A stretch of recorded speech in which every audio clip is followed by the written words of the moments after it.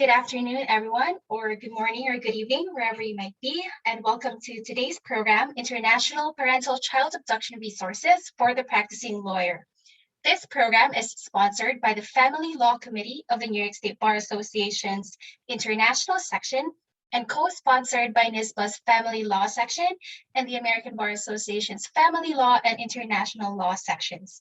Today's event will run from 12 to 1 p.m. Eastern Time, and participants may pose questions using the Q&A button at the bottom of your Zoom portal. Without further ado, help me welcome today's moderators, Melissa Kaczynski and Richard Min. Hi, I love the nice cursive welcome. It's like so exciting and happy to be here for a talk about child abduction. But Richard and I are really, really grateful that you're able to join us today. This is the first informal chat that Richard and I have organized as the new co-chairs of the New York State Bar's International Section's Family Law Committee. What a mouthful that is, right? And we're really grateful that Preston is here to join us. So in case you're not familiar with Richard or I'm Melissa Kaczynski. I'm a practicing lawyer in Washington, D.C., and Richard is my co-chair. Hi, everyone. Thanks, Melissa. I am an attorney in private practice in New York. And as Melissa said, we were just recently named co-chairs of the International Section Family Law Committee. And this is our first program, so I'm really happy with the turnout today. And we do have a lot of exciting programs coming up in the next few months. We'll have a program in November talking about UCAPA, which is the Uniform Child Abduction Prevention Act. We will also have a discussion in November about the US and French perspectives on prenuptial agreements. And then we hope to have some more programs early next year that we will save until a formal announcement. But, with this program and the upcoming programs this year, they're all free. They're all available to the public. We are really trying to encourage everyone to join our section, join our committee. We are very hopeful because I think this committee's been a little bit dormant in the last few years, but we're really hopeful to put on some exciting programs, really try to grow the community, try to grow our collective understanding of international family law and its implications on our clients. And without further ado, I think we have with us an incredible first speaker. Preston Findlay, do you want to say a few words about yourself? I'd be happy to. First, let me start with my appreciation for having me and for allowing me to join y'all. My name is Preston Findlay. I'm an attorney at the National Center for Missing and Exploited Children, a nonprofit organization just outside of Washington, D.C. We're based in Alexandria, Virginia, and you can see behind me we have our company mission statement posted on the wall in the conference room I'm in at the moment. I've been with NCMEC for about 12 years and came to work here specifically to assist with all forms of missing and abducted child cases. And before that, I had been a practicing trial attorney in Texas, where I handled criminal prosecutions as well as child abuse and neglect cases. So again, I'm very grateful to be joining y'all. So just to get us started a little, could you tell us a little bit about what NCMEC is and what it does? Absolutely. As I said, we're a nonprofit organization. We were begun in 1984, so we're coming up on our 37th year anniversary of our founding. Our organization was founded specifically and as a response to the tragedy that had befallen a number of families. Our founders, John and Reve Walsh, were impacted directly by an abducted child in their own life. They joined together with some other advocates and pushed for some change and for the establishment of our organization to make sure that other families didn't have to suffer through what they had. We began by being, a one place, a single phone number, which sounds a little bit quaint now, but remains important for families who are going through a crisis, that no matter where you are, what your financial means are, how well connected your family is, how sophisticated the law enforcement agencies in your jurisdiction are, whether you have access to resources or not, you can call one phone number and contact our organization and receive help and assistance and someone to advocate for you and your family when you're going through what is often the worst circumstances that a family has ever had to deal with. Since we opened our doors in 1984 and started taking those calls to our hotline, we very quickly realized that the nature of missing children is not always what is portrayed in media depictions or what captures national news attention. Far and away, if a child is taken or abducted by another person, it is far and away more common that that person is related to the child and is directly a parent or family member. Sometimes somebody with a legal claim to custody of the child, other times they do not. But that relationship is the basis of a major portion of our missing child reports that we receive each year. The National Center helps with nearly, last few years, we've helped with nearly 30,000 reports of missing children across, all categories. Any reason a child goes missing, a family can call us. And consistently, somewhere between 5 and 10% of our cases, last year, I believe it was 6% of our cases of missing children are children abducted by a parent or family member. So this is a core part of our work. We're helping families and law enforcement agencies to locate children, to provide assistance and to help recover their children. And among those types of help we provide, that is assistance connecting with legal resources. Sometimes it's simple questions or things that I can handle. Other times it's needing to connect with a pro bono attorney or with legal counsel who can directly advocate in the courtroom or outside the courtroom for their client. So Preston, and I may be wrong about this, but I don't believe you provided the number to contact NICMAC. So maybe you can do that. I did not. Thanks, Melissa, for popping our website into the chat. It's missingkids.org. Our phone number is similarly easy to remember. It's 1-800-THE-LOST, THELOST, which works out to 1-800-843-5678. And we have hotline staff at least in English and Spanish on every shift around the clock, but we also have access to the language line and additional translation services if any caller contacts us speaking any other language or has any other particular needs. They can call anytime and talk to one of our staff who will be happy to assist, no matter how urgent or sometimes how long ago the circumstances occurred. So, today's focus is primarily on international parental child abduction, but I wanted to know if you could spend a couple of minutes really just talking about, you're explaining in what circumstances you see children being abducted. It's not always how it's illustrated in the national media. So can you give some examples of, and putting aside the international parental child abduction cases that you do come across, what other types of child abduction or, missing children types of cases your organization deals with? Sure. Our every year, and since our founding, our largest category of missing children are children who leave under their own power. We refer to those as endangered runaway children, but that doesn't always mean that the child made that decision to leave home on their own. Sometimes they may have been influenced or maybe running from something or running towards something. That is always our highest category. We again, our second highest category are family abduction cases, but we also will assist with what we refer to as lost, injured, or otherwise missing children who go missing under unknown circumstances, or increasingly children who might have special needs and who may bolt or leave a safe environment. We also help with the more stereotypical or more familiar form of non-family abduction, which again, even in that fairly small category of cases, there are sometimes some misperceptions. It is often assumed that a person who kidnaps a child is a stranger, but in reality, there is often an acquaintance or some previous contact that even a non-family abduction or a non-family abductor may have with a child. And then we also will help with critically missing young adults. There was a law passed named after a young woman who went missing from college in the state of New York, Suzanne Lyle, and that law was passed to provide assistance to families of missing young adults aged 18, 19, and 20 who go missing under circumstances that indicate they may be in danger. Our center helps with, like I said, the most urgent types of cases, whether it's one that might qualify for an Amber Alert, and an Amber Alert inherently involves a risk of death or serious bodily injury for the child who's the victim in an Amber Alert case, or to cases where the circumstances may not indicate a physical threat or a physical danger to the child.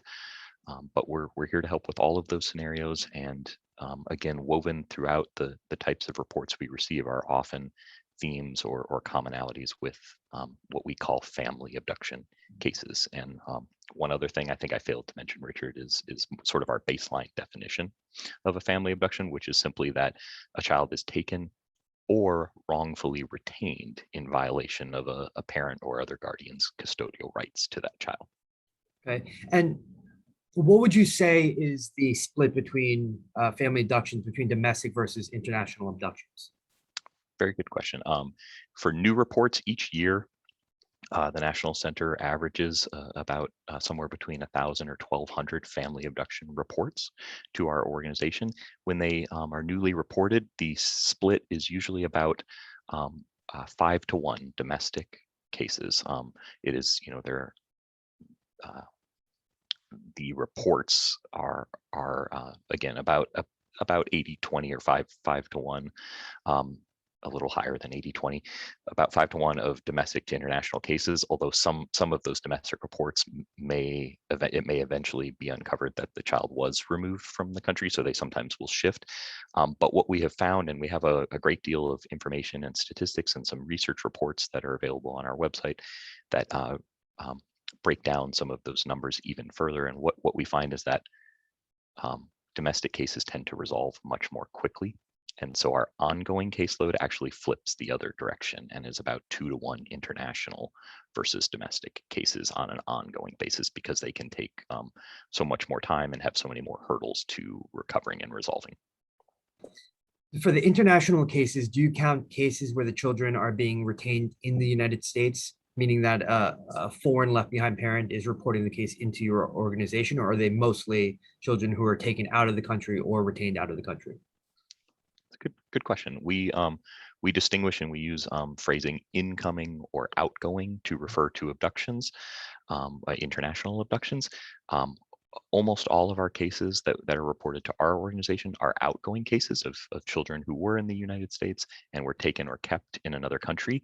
We do have a historic role in assisting the other direction with children brought to the United States.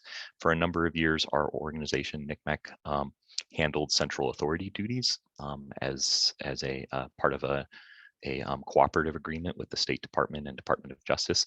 For about 13 years, we handled all of the incoming cases, helped to locate children, helped to connect with attorneys and others. The State Department finally ramped up, and in about 2008 or 2009, they had enough staffing to handle those duties again themselves, and so they are now the primary on those cases. But we will still get a number of calls from parents or family members in other countries whose children have been brought here, and we are available to assist there.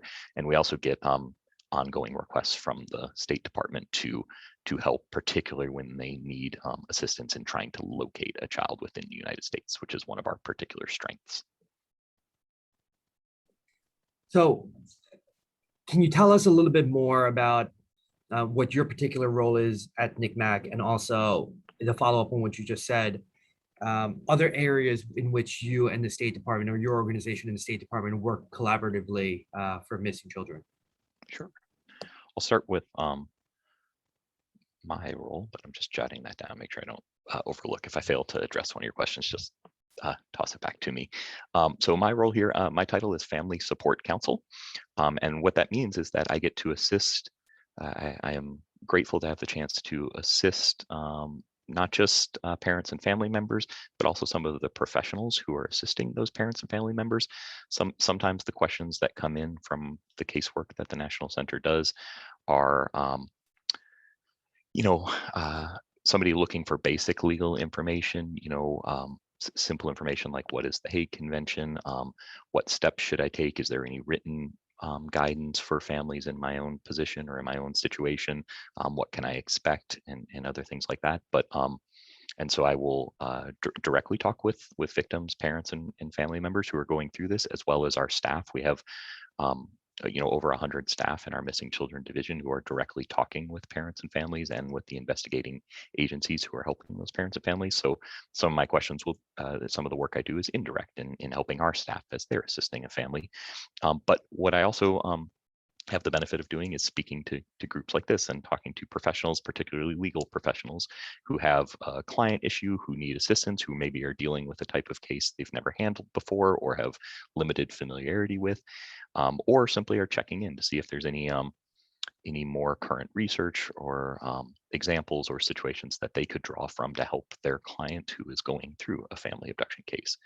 And finally, a major portion of my work, and this is a gentle plug I'll provide here to our audience, is connecting those families who have a case with pro bono legal help. So if anyone has any interest in donating their time, their energy, or their capabilities, there is a significant unmet need of parents and families who have a missing or a family abducted child and who need assistance sometimes with just basic custody establishment, but also sometimes with seeking the direct return of their child from another state or another country. And so if anyone has any interest in joining our pro bono network, I'm always happy to do that. So that's where we try and expand the help that our organization gives in the same way that we've been helping parents for decades.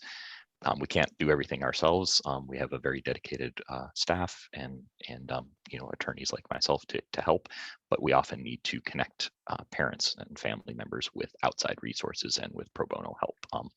And in the nature of our organization, nothing we ever do should ever cost a family anything. We don't charge a fee or anything like that for any of the services we provide. And so likewise, we're always trying to find legal resources and pro bono help for families that won't further impact their finances in the way that family abductions often do. So just to follow up on that, since I presume a lot of our participants are family law practitioners, how do they get on the list? Would they just email you directly? Would they contact you through the website? And then second, is your referral list solely for pro bono referrals, or do you have certain cases that come in where they're willing to pay a retainer for their services? Good questions. Contacting me directly is the easiest way to get onto our network list. In the past, we've had various signups or other things, but at the moment, the easiest way is to reach out to me directly, and I'll make sure that my own direct contact information is provided, not just for lawyers who are interested in pro bono help, but who may want to discuss a case or need any other services from our organization. Sorry, I forgot already the second half of that question. It was how can people sign up? And then if you'll repeat the second half, I'm happy to. Whether or not you refer out cases or help clients find cases aside from pro bono cases. Basically, or can any of these participants here make any money from any of the referrals that you may provide them? It's less common, I will say. There are sometimes families, you can imagine when a family is going through a crisis, especially one involving a child taken across borders, that is already a drain on their finances. So even folks who were gainfully employed or who have a pretty steady source of income, a lot of times are missing work, are traveling, are spending money, are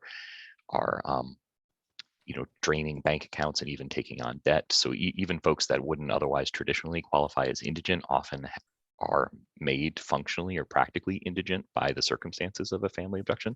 So the vast majority of the clients that we receive are pro bono, but there are on occasion parents or family members who simply want to be referred to an attorney who works in this field or who has this kind of experience. And like I said, on a much smaller scale, sometimes I am reaching out to attorneys in our network to see simply if I can connect them with a lawyer who practices in this direct area. So I won't say that family abductions are the most lucrative area of law to practice in, but there are sometimes clients who need that help with the interstate or international issues that arise. And just to wrap up on this issue, sorry, Melissa, how does your list compare? I'm not compare, but how do you communicate or collaborate with the State Department, who has their own list of attorneys and are obviously dealing with some of the administrative work on these cases? Absolutely. So the list of the attorney network list that the State Department maintains for Hague Convention cases was basically begun with our entire list of network attorneys that we provided over to them as they reassumed central authority duties. So anyone who was on our list was passed over and was a part of the State Department list. Since then, NYSBA has focused and expanded. There's a great deal of overlap in practice, as you can imagine, but we have tried to focus and expand on bringing in practitioners for the types of cases we see. So a lot of ours are outgoing cases where the litigation is being done here in the U.S. In state family court. So a lot of need for family law practitioners, as well as situations where there are interstate or prevention. Increasingly, we get more and more calls from parents or family members whose child has not yet been taken, but have concerns about trying to prevent the abduction from occurring in the first place. So we have tried to expand as much as possible. For many of our previous pro bono referrals in Hague Convention cases, sometimes large corporate law firms or others were interested in that pro bono work, which is a great way to provide experience to associates and to get federal court litigation experience under the Hague Convention. But for most of the families and parents that we're serving today, they need a family law practitioner. And so that's where I've really tried to beef up our network. So if there are any variances, I think that's likely where they fall. I think that goes back to Richard's question about the synergies between your office and the U.S. Department of State, which is the central authority under the Hague Abduction Convention in the United States. And we had a couple questions that came in. A colleague of ours in Italy indicated concerns about how long the Italian central authority takes. Could you give us a sense of, if someone reached out to you, or if you know about the State Department, what is a general response time for providing help or assistance to either a parent or a lawyer in these cases? So response time, I can certainly speak to the National Center. Our response time is instant. We are expected to have a real staff member answering the phone at all times for anyone who calls us during the crisis. For an actual case management assistance from one of our staff, the expectation is by the following business day or within 24 hours that they're going to be having a substantive conversation with one of our staff in our family abduction unit who have experience with both domestic and international cases and can talk through any of the issues that arise. Likewise, I try and hold myself to that same standard when I get requests for legal assistance, depending on how complicated they are or how many come in at any particular time. But our more broadly, I think to your question about like those synergies is we are available, and most, I think the high number of cases we have of outgoing, of children taken from the U.S. outside to another country is a function of a couple things. One is, who the formal central authority duties. So since we don't hold those duties, we don't have as much direct contact from foreign central authorities calling us or filing cases directly with us. But also, I think some of that is based on public awareness. We have a number of public awareness campaigns within the United States for families in need. We have a great deal of sponsors and partners who help us broadcast our message more widely and get our things like our missing child flyers and others in front of families or who need the information, or those who can help to resolve the child abduction cases. So there's a good deal of awareness among U.S. parents that we are, and certainly among the legal community and law enforcement community, that if somebody comes into their office or precinct first, that they should also be contacting the National Center. So we have, I think, just as a function of people's awareness, we get most of our calls from U.S.-based folks, but we are here to assist. And in particular, for it, there are, obviously a number of countries that are not, Hague Treaty partners, in which a direct application from a foreign central authority to the U.S. Department of State is not an option, or is not a treaty mechanism that they can invoke. And so there are situations where we can provide assistance there. We're not limited by helping people only when it involves a treaty country or a certain part of the world or anything else. There are also, I'm trying to think of some other sort of areas in which our work can help complement the work of the State Department. We collaborate pretty closely. Our family abduction team has regular check-ins, and we provide information sharing for families so that they don't have to juggle phone calls between two different, an organization and a different agency when they have an active case. So there's a lot of information sharing going back and forth, as well as sort of higher level discussions of trends and issues that pop up. But we also try to complement the services that the State Department provides for families in the U.S. Some examples are assistance with, we manage a grant for families who are in financial need and need to travel to recover their child from another country or to travel and attend a court proceeding. Our organization has a travel grant that will account for that. We have a similar set of donated resources for domestic cases where a child needs to travel to return home, or a parent needs to go and pick up their child within the United States. We can help with location assistance, and we also often will take a little bit broader approach in helping a family with an international case and discuss all of the options they might have beyond just the Hague Convention and treaty options that obviously the State Department is going to heavily focus on by virtue of their role. So I'm going to focus a little bit on being a lawyer. When a client comes into my office and they say they fear that the other parent may abduct the child internationally. So I will start with abduction prevention. What can the lawyer do? Can the lawyer reach out directly to NYSBA, or is it the parent that needs to reach out? And what resources in that circumstance might exist to help?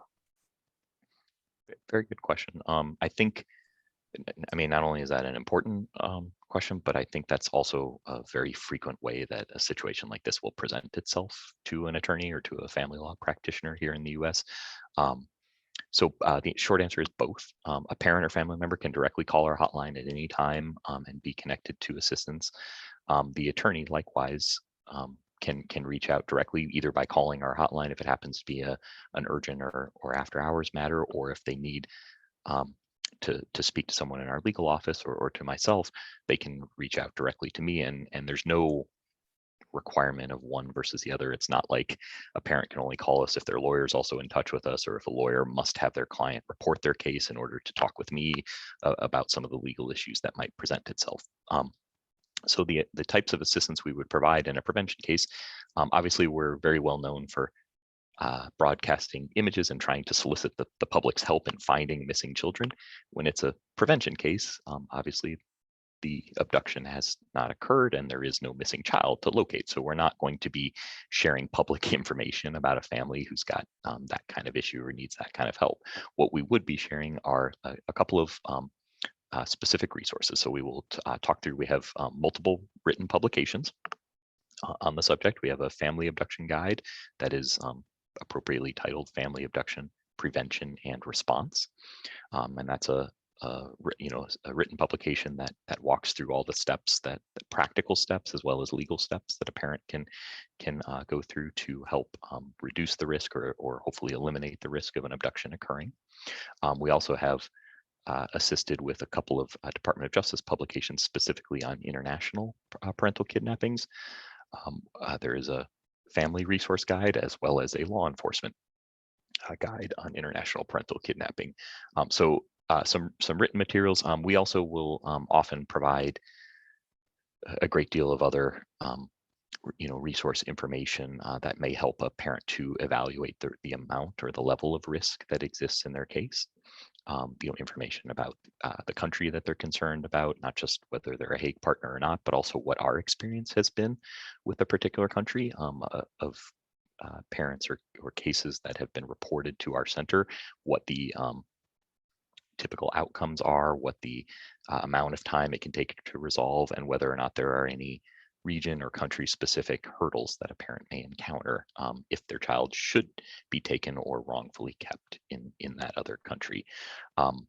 That also, can be formally provided. This is something that often attorneys are accessing, although we would offer it to parents as well. We have some standardized written materials specific to international countries. We have what I refer to as a prevention affidavit that is a fairly short document, about 3 or 4 pages, that outlines risk factors and concerns, both person-based risks and country-based risks that may exist or may exacerbate the likelihood that a child is abducted. some basic recommendations to how to reduce that risk, and then also that country-specific snapshot. So if a family or a lawyer asks us for information on preventing the risk of abduction to, we'll say, Italy, we could provide not just basic information about the fact that Italy is a treaty partner, but also information about the cases without sharing any personal or identifying information, statistical info about how many cases we've had to that country, what the likely outcomes are, the amount of time they often take to resolve, how many remain active, and what typical outcomes have been. And many parents and their attorneys find that information helpful when they're trying to educate a court or to bring these kind of issues in front of a judge to try and put in place prevention measures. We'll also talk about some practical steps as well. There are increasingly some tools available to parents and family members and their attorneys if a court in the US has issued an order to prohibit children from being removed from the United States. Parents can transmit those orders to the State Department and eventually to the Department of Homeland Security to place their child onto the Prevent Abduction list maintained by Homeland Security, which is a, for lack of a better phrase, it's a form of no-fly list to try and prevent a child from being taken onto a plane or otherwise exiting the country in violation of a specific court order. So that's just a snapshot. I'm sure I'm leaving out a great deal of the resources that we can provide. But when the concern is about preventing the situation from occurring in the first place, those are a handful of the resources I would often quickly point to. For the statistics, are those just cases that your organization processes, or is that more than that? When we're providing like affidavits or other materials, it would be drawn directly from NYSBA's own statistics. So cases where we directly had the case reported to us, but I'm also aware of some of the external sources for statistics. So if a practitioner calls me, of course I'll offer our own data, but I may also point them, for instance, to the State Department's annual reports where they will catalog the number of new cases and resolutions for particular countries. But I may also point them to materials from the Hague Permanent Bureau or several foreign central authorities. Germany is one example I can think of, but a few other central authorities also publish statistics of cases reported through their agency. And so there may be others beyond just ours. I do find that NYSBA statistics tend to mirror or align very closely with the same cases, and a lot of I imagine that's because some of the same families are contacting both the National Center as well as the State Department. So either one can give a pretty good snapshot, but I try and make sure folks are aware of all those different data sources.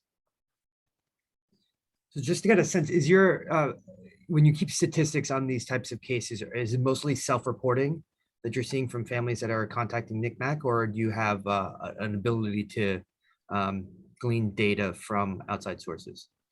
So we can only, I think the short answer to your question is we can only count or track information that is directly reported to us. But I will say we do get reports not just from a mother, a father, or a guardian reporting to us, but also sometimes by the professionals or the law enforcement agency that they may have gone to first when a child is taken. In fact, our hotline operators are trained as one of the very first questions, in addition to trying to reassure a person going through this crisis and to let them know that help is here, very quickly, or one of the first questions we will ask is, have you already made a report to the police? And if not, please hang up with us. We do want you to go to law enforcement first if there's an active missing child case, and then call us back. And even there are, sadly, in family abduction scenarios, we find that there are plenty of times where a parent may have tried to make a report to law enforcement and not received a very good response. And this is not unlike the situation that occurred to the Walsh family all those years ago in the late 70s and early 1980s. Not every agency feels equipped to help a parent or family member, or may sometimes have misperceptions about a family abduction and say, this isn't a matter for the police, this is a civil matter, you should be going to court, not reporting your child to the police. All we ask is that the parent try and attempt to make that report, and then we're here to assist and to make sure that they have someone in their corner advocating for their family. So we do quite frequently get calls or reports sent to us from a police department or a law enforcement agency or a federal agency who's had a parent report their child abducted, and then they're asking for help from the National Center, or they're trying to connect the family with us for that. Yeah. So, I want to bring this back to, what we see as family law practitioners sometimes. And I think for me, at least, the most difficult situations in international parental child abduction cases is when someone calls me and they tell me that they don't know where their child is, right? And this is something you talked about before in terms of some of the resources NCMAC can offer in terms of locating children. So if a parent calls me and they say, well, I know my child was abducted, I believe my child is in the United States, I don't know where, I can't give you much more information than that. What is the next step, or what would be the advice you would give to this person, and what services could you guys offer to this person? It would remain similar, and sadly there are, I think, a lot of situations where that exact question arises, like what do I do? Who do I go to for help? So in addition to hopefully trying to reassure this parent that help exists, the recommendation would be to always formally, if a parent or guardian does not know the current whereabouts of their child, that is by literal federal legal definition, a missing child. It doesn't matter if the reason that child's location is unknown is that they are with another parent or with a family member or with anyone, or left on their own.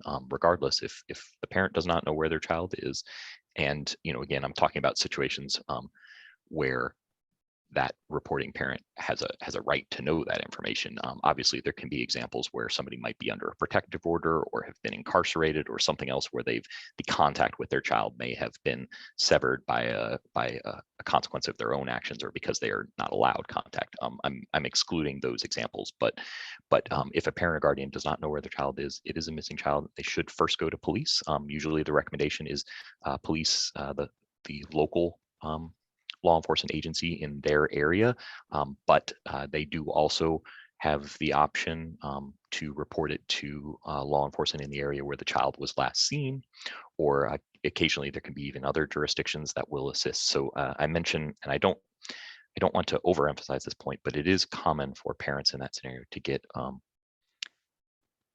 not especially welcoming response from police when they say that I don't know where my child is, because they're with the other parent and they've stopped contacting, or I can't get in touch with them, or I don't know where they are. So there's sometimes parents, unfortunately, may have to try contacting multiple agencies. And so we always recommend they start first where they live and their local police. But if they're unsuccessful there, they some strategies that our staff may help them with are to work through some of those other agencies that may also have jurisdiction to help find their child. So once they've called police, then they can call us. And if they happen to mix those up or get the wrong order, it's no problem. We're still going to assist them and help them work through. Again, it's with parents in that type of crisis, it is oftentimes an important role that the professionals can provide to keep them centered, keep their thoughts in a linear and constructive fashion, and to help encourage and let them know that support exists for them, so that they don't feel like they're just scrambling and just grasping into the unknown about who they should contact. So call police, call our hotline, work through the steps. We'll ask a series of intake questions, and we have a bunch of materials. There's checklists on our website that can help if there's an ongoing and active emergency or an ongoing or active missing child case. We have simple checklists that just help walk through those steps a parent can take. Contact the right agencies, start to gather information that you're going to be asked for about your child. Sometimes a parent in crisis may not be thinking, I'm going to get questions about my child's physical characteristics. What do they look like? Where were they last seen? Where might they go? The person who's with the child, any contact information that exists, any relatives, family, or friends who might know where the child is. There's a series of standard checklist information that we have that will help and can help even a practitioner work through some of those questions, or prepare their client for the types of questions that they're going to get when they're asked. And again, we're here to help that parent work through all of that and to provide that kind of support. And if necessary, to even connect to mental health support. Our organization has a group of volunteers referred to as Team Hope, which are volunteers who have all been impacted directly by a missing child or a child exploitation case in their own life, and speak from personal experience to talk through with families and parents about what they're going through, and to provide that kind of support in the way that a professional cannot, but a person who's experienced it can. And we also can even connect to formal mental health resources if a person needs to be connected with a therapist or counselor or something else, either for their own mental state as they're going through the situation, or to help support them with an ongoing abduction, or to help at the tail end, leading up to the child's recovery. A lot of times mental health and therapeutic support is important to help reunify that child back with their searching parent. So help is there. And the third agency or organization I would also recommend it if the client comes in saying, not just that my child is missing, but I think they've been taken out of the country, then in addition to police and the National Center for Missing and Exploited Children, they also likely should be contacting the U.S. State Department's Office of Children's Issues, who handle international parental abduction cases as well, and they can assist in trying to stop if there's an abduction in progress, or to resolve the case if the child does turn out to have already been removed from the country. I'll bring this to a personal experience I had, or a professional experience I had, where I was in contact with Nick Mack, I think with you and the State Department, and we had to resort to hiring 3 private investigators in 3 separate states in order to track down children who unfortunately were too young to be enrolled in some sort of public school, which sometimes I think can be helpful in locating children. And fortunately for us, the private investigators were good enough where they were sort of able to track them, and they were always about a week or 2 behind where the family was.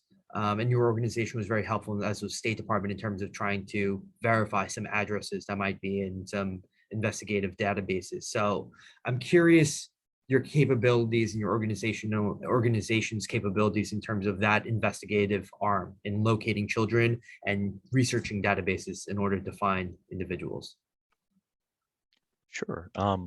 So helping to locate and locate the whereabouts of the child and determine their physical safety and welfare is our highest priority. And so when a parent calls us, we will again encourage or help them to get an active police report on file with an investigating law enforcement agency. And then our role is not just to support mom, dad, or guardian, but also to assist that law enforcement agency with any additional searches, connecting them with federal resources. There are a couple of federal agencies, the U.S. Marshals Service, as well as in appropriate situations, the FBI and some others, who have as part of their detail or organizational operational mission to help with missing children cases and with child abduction cases, which can include family abductions, but also to run, so we get donated to our organization a number of public records and other data resources that can help to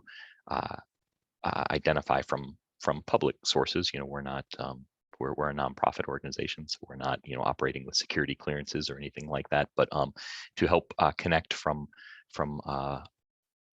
databases or other information with any leads, tips, or information that might help law enforcement to locate the whereabouts of that child, and then ultimately to help the parent reunify with that child.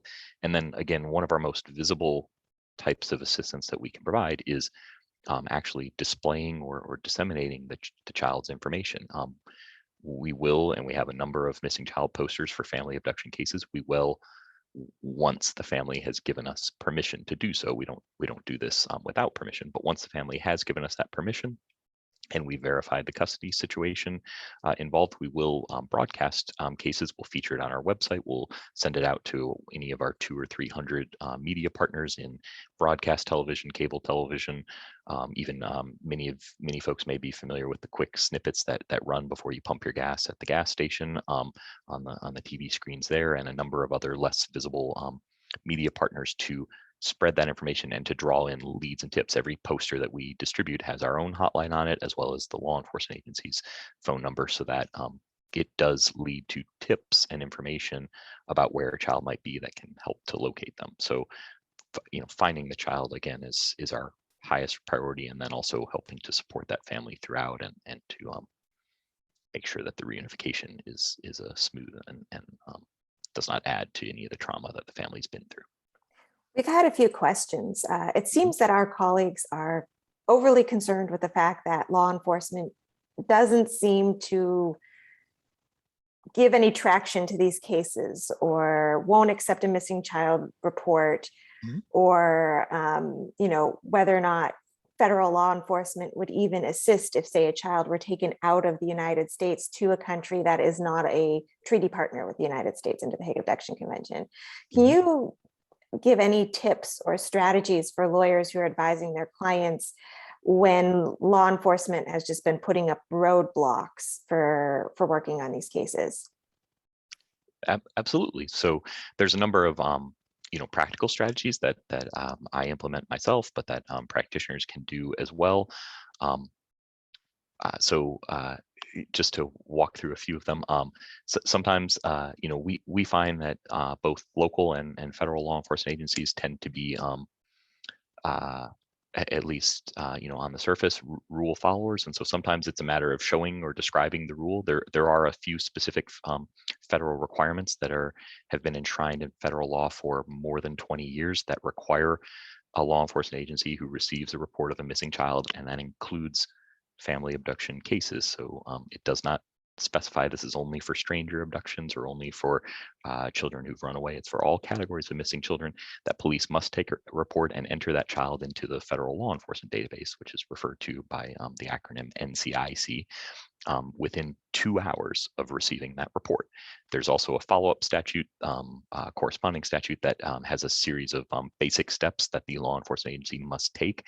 They have to gather certain information about the child. They have to conduct a cursory investigation to figure out where that child is, and they have to connect with some other resources. In certain categories of missing children, they must also specifically contact the National Center to inform us of the case. But even in cases that there's not a legal mandate for law enforcement or, for instance, social service agencies to call the National Center, they're encouraged by those statutes. Almost every state also has a set of corresponding state rules that underline. Some states just repeat and duplicate the federal requirements, but there's a few states that have gone further and have even more specifics. They'll call out specifically family abduction cases, or require a local or state law enforcement agency to also not just put the child into the federal system, but into their own statewide network, or to broadcast information. I think Richard mentioned earlier whether or not kids are school age can be a key factor in helping to locate them. A lot of states have added requirements that when a child is reported missing, police must take those basic steps, but also must flag birth records, school records, and other vital statistics at the state level, so that if anyone tries to pull or transfer those records to another location, that law enforcement are informed and can help to recover the child that way. So a first strategy is sometimes politely or constructively pointing out the rules that require law enforcement to respond, but then quickly strategies can go a little bit further than that, in invoking sympathy for the parent who's going through this, and sometimes it can be a strategy of guilt, shame, or an offer of assistance can sometimes break through those particular roadblocks. I don't mean to be too casual or too sarcastic about it, but it sometimes can help to not just sort of work up the chain of a police department and speak to a supervisor or someone else, but also just to share the reality with those agencies that if they take action now, it's likely to resolve the case much quicker. Some of the statistics in the reports I think Melissa dropped into the chat highlight how a quick police response and a quick entry into the NCIC system does shave weeks and days and sometimes even months off of the amount of time it takes to recover a child. So sometimes pointing that out and sharing that that the resources like NCMEC exist here to take some of the work off a law enforcement agency can help. There are also attorneys obviously are good at advocating for their client. There have been many situations where law enforcement, especially in current times, are receiving threats of liability or lawsuits about doing too much and inserting themselves into situations where they're not helping, or where they're making a situation worse. In the world of child abductions and missing children, there is a corresponding and sometimes greater level of liability risk for an agency if they don't act. And a tragedy might befall a family, or a child may be separated from their parents for a much longer period of time because of the inaction of a law enforcement agency. So I don't necessarily encourage that as a great strategy to go around threatening liability against police for that, but sometimes pointing that out can highlight that they need to be concerned about not always doing too much, but sometimes not doing enough to help a family. But there's a variety of other strategies as well. We do track we track that key statistic, whether or not a child is in the NCIC system, because that is a formal, ongoing report and investigation at the law enforcement level. We track that, and when parents first report family abductions to our center, less than half have an active NCIC entry at the time, but by the first week after they've contacted our organization, it's about 75% or more do eventually have an NCIC entry and an active law enforcement investigation. So another strategy is simply not just calling police, but also calling NCMEC and asking for that support and help. I'm always happy to work through or talk through case-specific examples too with practitioners if they're having a particularly sticky situation where police or federal agencies are not assisting their client and taking some basic steps to help with a report of family abduction. And I know we're getting really close to almost the end time. So I think a lot of the questions that related to law enforcement came from the concern about children being abducted or having been abducted to countries where there is no legal or bilateral agreement or treaty relationship. So, just from my own personal caseload, India seems to be a concern amongst at least US practitioners and having children abducted there. Do you have any thoughts on, besides what you've already discussed, having children abducted to non-Hague Abduction Convention countries and either preventing them or actually working to secure their return, which is perhaps even more complicated? I do. Obviously, we're here to help regardless of what the destination country might be. On the prevention front, I think a lot of times raising the issue with the court, who might be in place to act or to put in place a prevention measure that might stop an abduction, it is often the most key piece of information that a judge is looking for, is whether or not the target country is a member of the Hague Convention, but also sometimes maybe looking a little more deeply at whether or not cases resolve at all, or whether they have a similar legal system, whether or not there is any agency or avenue for a parent to seek help in that country if their child is taken there. I think is often key and critical information for a family judge who might be making decisions about whether to, for instance, allow travel to a non-Hague country or to a country that otherwise doesn't have any treaty relationships with the US. On the response front, a couple of things. Not to be too cliched, but hope and resources exist regardless of the destination where a child is taken. We do track statistics to both Hague and non-Hague countries, and there are a great deal of cases that are resolved outside of the Hague Convention return process. Far and away, most international abductions are resolved. The largest portion, it's not always a majority, but the largest portion of international abductions are resolved through some form of voluntary return, negotiation, mediation, or agreed return among the parents or with the parent who took the child. But also law enforcement recoveries are a high category. And when a parent contacts our organization, or when a lawyer wants to talk through a scenario like that with myself, I'll usually work down the steps. There are some civil remedies to recover a child internationally, criminal or law enforcement remedies to recover a child internationally, mediated or agreed resolutions that can occur, but also there are sometimes other creative solutions, working through family or extended family, trying to determine if the child or a taking parent may bounce to another country that maybe has a better relationship with us, and maybe an emergency or an interim application could be filed to recover that child during that stopover or stay in another country.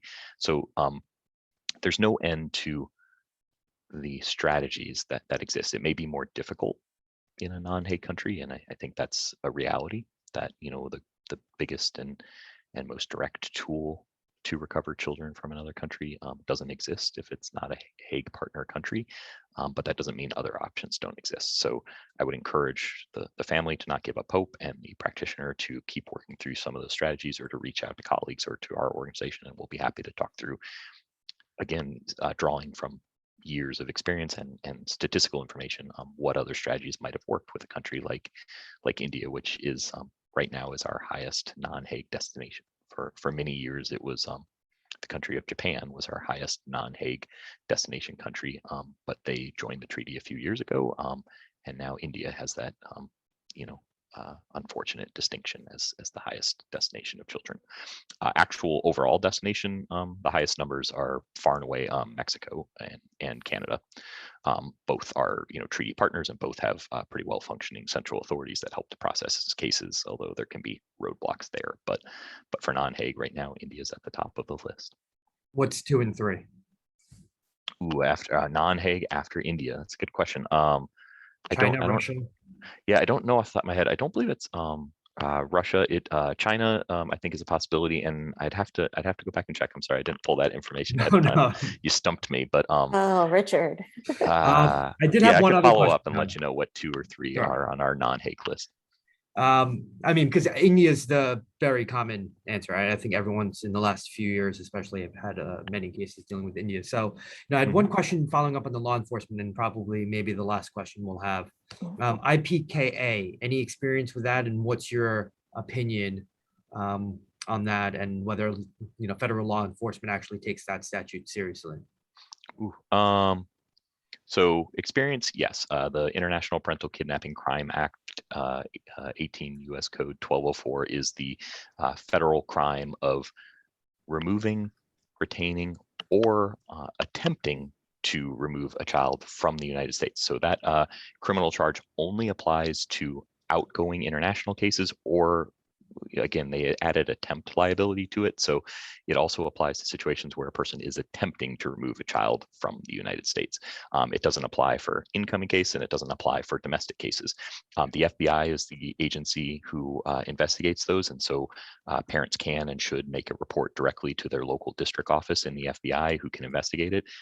In practice, and there's been some national and congressional statistics brought forward from Department of Justice, in practice, those are not super common criminal charges that are issued. The statute itself has written into it some language that specifically gives deference to the Hague Convention and says it shall not detract, I believe is the language it uses, shall not detract from the Hague Convention process for civil return of children. Some agencies and some offices in the FBI may read that pretty literally and say, well, if it's a Hague country, maybe we shouldn't consider pursuing charges, even though as a lawyer, I would dispute that interpretation. And I think it applies to all countries. It can be a very useful tool, but it is also has limitations. So even if you issue criminal charges, and criminal charges don't have to be federal, they can be state or local as well. Most states have a family abduction or custodial interference charge that can accomplish basically the same thing. That is also limited by a few things. One, it only attaches to the abductor who's accused of the crime. It does not attach to the child, and it does not necessarily mean that when an abductor is arrested or apprehended, that the child will be also located and recovered at the same time. It often works out that way, but it's not a guarantee. And it's also limited by our treaty relationships with a variety of other countries. You can imagine we only have so many treaty partners under the Hague Convention.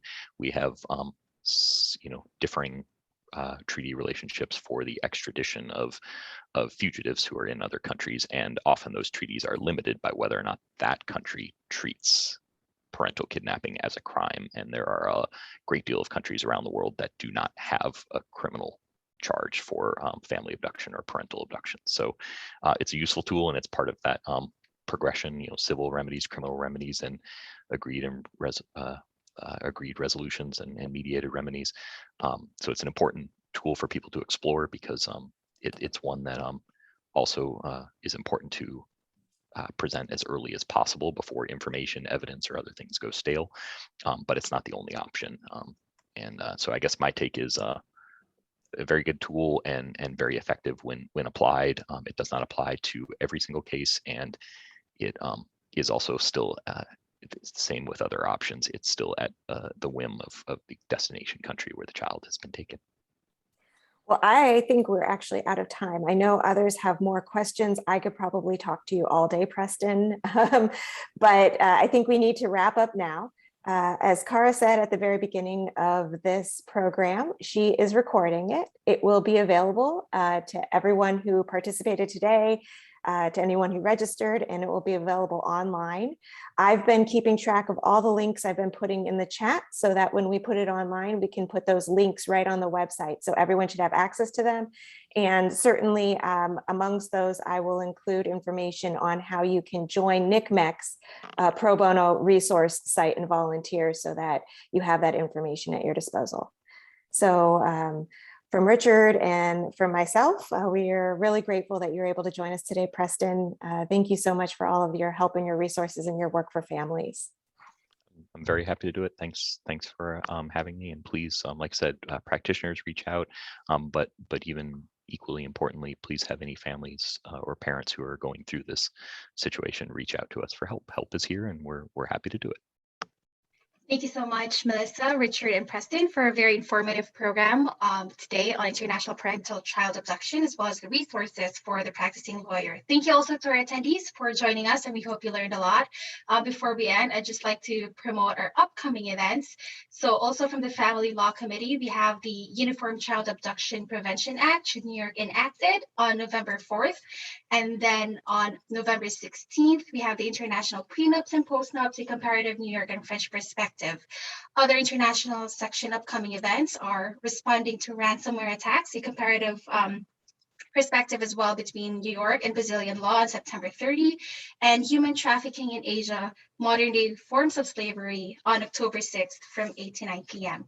So thank you so much, everyone, and I hope you enjoy the rest of your day.